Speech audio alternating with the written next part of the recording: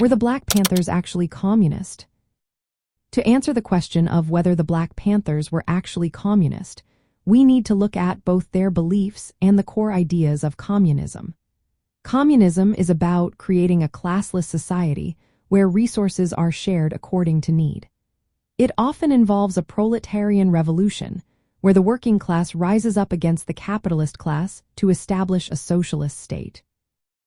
The Black Panther Party was founded in 1966 by Huey P. Newton and Bobby Seale. Their main goal was to protect African American communities from police brutality and fight for social justice. Over time, they adopted a revolutionary ideology influenced by Marxism, which shares some principles with communism. They called for the arming of African Americans, exemption from military drafts, the releases of African American prisoners, and compensation for historical injustices.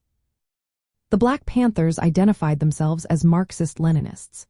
This means they were inspired by the ideas of Karl Marx and Vladimir Lenin. However, they adapted these ideas to fit their unique situation of racial oppression and economic exploitation in the United States.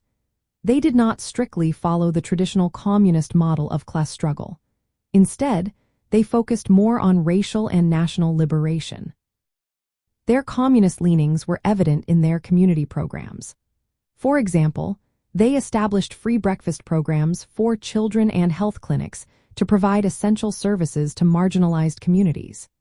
These initiatives were not typical of a traditional communist revolution, but they did reflected a blend of Marxist ideology with elements of anti-colonial and nationalist movements.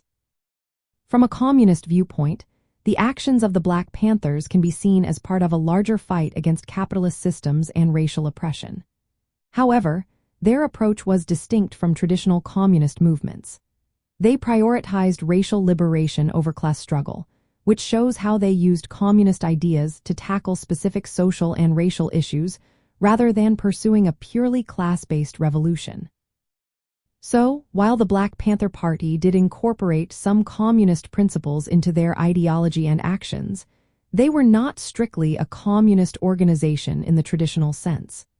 Their focus on racial justice and community empowerment set them apart from classic communist movements.